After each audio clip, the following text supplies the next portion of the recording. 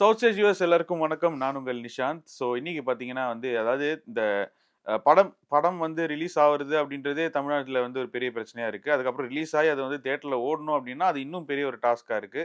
இதெல்லாம் தாண்டி அந்த படம் மக்களுக்கு பிடிக்கணும் அப்படின்னா, அது ஒரு பெரிய இமயமலை டாஸ்க் மாரி இப்போ வந்துச்சு இந்த இந்த சினிமா இண்டஸ்ட்ரியில.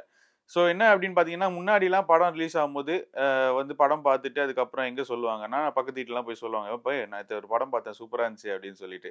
இல்லன்னா ஃப்ரெண்ட்ஸ் கிட்ட போய் ஒரு டீ கடையில டிஸ்கஷன் பண்ணும்போது, "ஏய் நேத்து அந்த படம் செம்மையா இருந்துச்சுடா."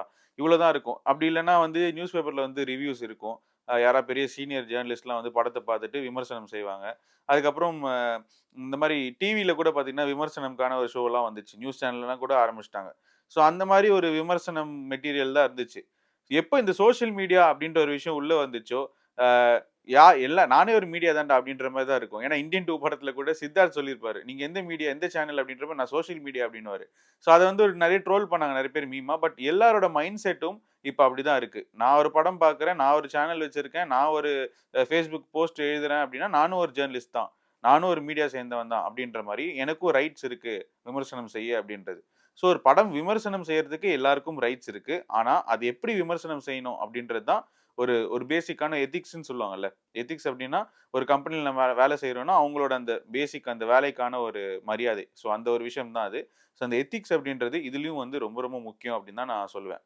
இப்போ பார்த்தீங்கன்னா, இந்த இந்த காலகட்டத்தில முக்கியமா பார்த்தீங்கன்னா, இந்த பப்ளிக் பைட்ஸ் இல்லன்னா பப்ளிக் ரிவ்யூ, பப்ளிக் ஒப்பீனியன் அப்படின்னு சொல்லி எல்லாருமே நம்ம பார்த்துட்டு இருக்கோம் YouTubeல. YouTube தொறந்தாலே சாப்பாடு சம்மந்தமான ரீல்ஸ் வருதோ, இல்ல சாப்பாடு சம்மந்தமான வீடியோ வருதோ இல்லையோ, இந்த பப்ளிக் பைட்ஸ் ஃபர்ஸ்ட்டே நிக்கும்.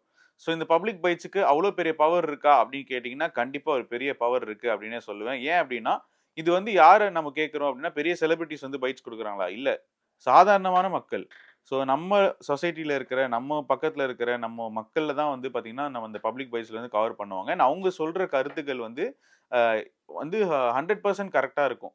ஏன்னா, ஒவ்வொருத்தவங்களுக்கு ஒவ்வொரு ஒப்பீனியன் இருக்கும். ஒவ்வொருத்தவங்களுக்கு ஒரு ஸ்டாண்ட் இருக்கும். பட் ஆனா, மக்கள் என்ன நினைக்கிறாங்க அப்படின்றதுக்கான அந்த ஆடியன்ஸ் பல்ஸ் அப்படின்னு சொல்லுவாங்கல்ல. ஆடியன்ஸ் போல், ஆடியன்ஸ் பல்ஸ்.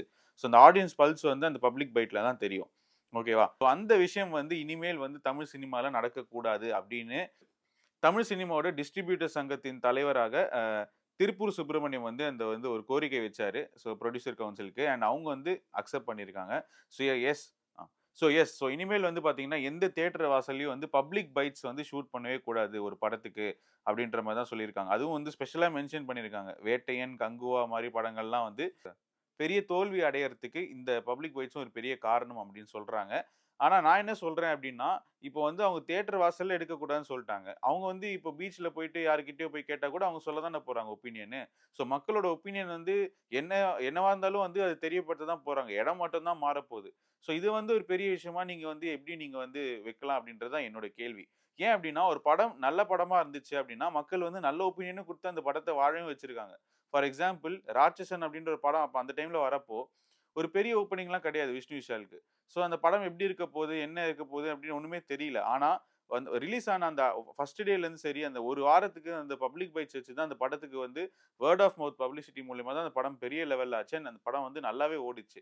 அதே மாரி தான் கோலமாவு கோகிலாவும் அப்படிதான். நயன்தாரா நடிச்சாலும் ஒரு பெரிய ஹைப் இல்ல. இது என்ன மாரி படம்னு தெரியல. பட் ஆனா மக்கள் குடுத்த அந்த பப்ளிக் பைட்ஸ் மூலியமா தான் இந்த படம் இன்னும் போய் சேர்ந்துச்சு. இன்னொரு நல்ல விஷயம் என்ன அப்படின்னா, மத்த லாங்குவேஜஸ் படம் இங்க ஓடுறதுக்கான மெயின் காரணமும் பப்ளிக் பைட்ஸ் தான். மஞ்சுமெல் பாய்ஸ், பிரேமலு, பிரம்மயுகம் இந்த மாரி நெறைய படங்கள் இங்க ஓடுறதுக்கான மெயின் காரணமும் பார்த்தீங்கன்னா, பப்ளிக் பைட்ஸ் தான். ஆடியன்ஸ் ஒரு விஷயம் அக்செப்ட் பண்ணிக்கல, ஒரு கருத்து வைக்கிறாங்க அப்படின்னா, அந்த படத்தோட குழு அத எடுத்துட்டு, அது ஓகே நெக்ஸ்ட் டைம் நம்ம சரி செய்யலாம் அப்படின்ற ஒரு விஷயத்துல போனாங்கன்னா நல்லா இருக்கும். ஏன்னா, அது பேர் தான் கன்ஸ்ட்ரக்டிவ் கிரிட்டிசிசம் அப்படின்னு சொல்லுவாங்க. பட் இன்னும் சில பேர் இருக்காங்க. வெறும் இந்த மைக்குக்காக பார்த்தீங்கன்னா, அட்டென்ஷனுக்காக பேசுற சில பேர் இருக்காங்க. அவங்க ஒரு கேட்டகரியா பிரிச்சிடலாம். பட் அ அ அப்படி பார்த்தா கூட நம்ம செக்ரிகேட் பண்ணும்போது கூட, சரி இவங்கலாம் வரக்கூடாது, அவங்கலாம் வரக்கூடாதுன்னு சொன்னா, அது இன்னும் ரொம்ப தப்பாயிடும். அதனால இந்த பப்ளிக் பைட்ஸ எடுக்கக்கூடாது அப்படின்னு சொன்னது ஒரு நல்ல டிசிஷனா நான் பார்க்கல. ஏன் அப்படின்னா, எங்க இருந்தாலும் அவங்க எடுக்க தான் போறாங்க. ஃபார் எக்ஸாம்பிள் ஃப்ரைடே படம் ரிலீஸ் ஆகுது. தியேட்டர் வாசல்ல யாருமே நிக்கக்கூடாதுன்னு சொன்னாலுமே, எங்கேயோ ஒரு பீச் வாசல்லயோ, இல்ல ஒரு மால் வாசல்லயோ போய் பைட்ஸ் குடுத்தா அவங்க குடுக்க தான் போறாங்க. ஏன்னா மக்கள் அந்த படத்த அன்னைக்கு ஃப்ரைடே பார்க்க தான் போறாங்க. ஸோ இதனால வந்து ஒரு பெரிய படம் வந்து லூஸ் பண்ணுது அப்படின்னு சொன்னா, அது வந்து ஏத்துக்கொள்ளவே முடியாது. ஸோ அதுதான் நான் சொல்லுவேன். ஸோ இப்ப பார்த்தீங்கன்னா, கோட்டு அதுக்கப்புறம் வந்து நெறைய இந்த முன்னாடி ரிலீஸ் ஆன நெறைய படங்கள் பார்த்தீங்கன்னா, அப்ப கூட வந்து நெகட்டிவ் ரிவ்யூஸ் நெறைய பேர் பப்ளிக் ஒப்பீனியன்ல குடுத்தாலும், அந்த படம் வந்து நல்லா ஓடியிருக்கு. ஸோ ஓடுறதுக்கு என்ன காரணம் அப்டின்னா, ஒண்ணு மெயின் கன்டென்ட்டா இருக்கணும். அப்டி இல்லன்னா அந்த ஹீரோவோட ஃபேஸ் வேல்யூவா இருக்கணும். ஸோ இந்த 2 விஷயங்கள் தான் மெயின் ஸோ ஸோ இந்த 2 விஷயங்கள் தான் பார்த்தீங்கன்னா, ரொம்ப ரொம்ப மெயின் ஒரு படம் ஓடுறதுக்கு அப்டின்னே சொல்ல முடியும். ஸோ மத்த எல்லா விஷயங்களும் இந்த பப்ளிக் பைட்ஸ், விமர்சனம் இது எதுவுமே வந்து தமிழ் சினிமாவ அழிக்கவே முடியாது. ஆனா இவங்க ஏன் இந்த டிசிஷன் எடுத்தாங்க அப்டின்றது தெரியவே இல்ல. ஸோ வெயிட் பண்ணி தான் பார்க்கணும். இனி அடுத்த அடுத்த அப்டேட்ஸ் என்ன சொல்ல போறாங்கன்னு சொல்லிட்டு. இனி அடுத்ததெல்லாம் வந்துட்டு YouTubeலயே வந்து எல்லா ரிவ்யூ சேனலையும் பேன் பண்ணு அப்டின்னு சொன்னா கூட சொல்றதுக்கான நெறைய வாய்ப்புகள் இருக்குன்னு நெனைக்கிறேன். பட் ஆனா ஆக மொத்தத்துல நான் திருப்பி சொல்றது ஒண்ணே ஒண்ணு தான். கன்டென்ட் அதுக்கப்புறம் தமிழ் சினிமாவோட அந்த ஹீரோவோட ஃபேஸ் வேல்யூ, அதுக்கப்புறம் சப்போஸ் ஹீரோவோட ஃபேஸ் வேல்யூ இல்ல அப்டின்னாலும், அந்த படம் நல்ல தரமான ஒரு சுவாரஸ்யமான படமா இருந்துச்சுன்னா கண்டிப்பா ஓடும் அப்டின்னு தான் நான் சொல்லுவேன். இன்னொரு விஷயம் இருக்கு. என்ன அப்டின்னா, மெயினா வந்து இங்க வந்து ப்ரமோஷன் அப்டின்ற ஒரு விஷயம் வந்து ரொம்ப ரொம்ப கம்மியா இருக்கு. ஸோ ப்ரமோஷன் பண்ண ஆரம்பிக்கிறாங்க. இன்னும் வேற லெவல்ல நல்ல எக்ஸ்டென்சிவா வந்து எல்லா ஆர்டிஸ்ட்டும் வந்து ப்ரமோஷன் பண்றாங்க அப்டின்னா, கண்டிப்பா எல்லா படங்களும் ஓடுறதுக்கான அனைத்து வாய்ப்புகளும் இருக்கு. ஸோ தமிழ் சினிமா எப்படி போகுது அப்டின்றத பொறுத்திருந்து பார்க்கலாம். நன்றி.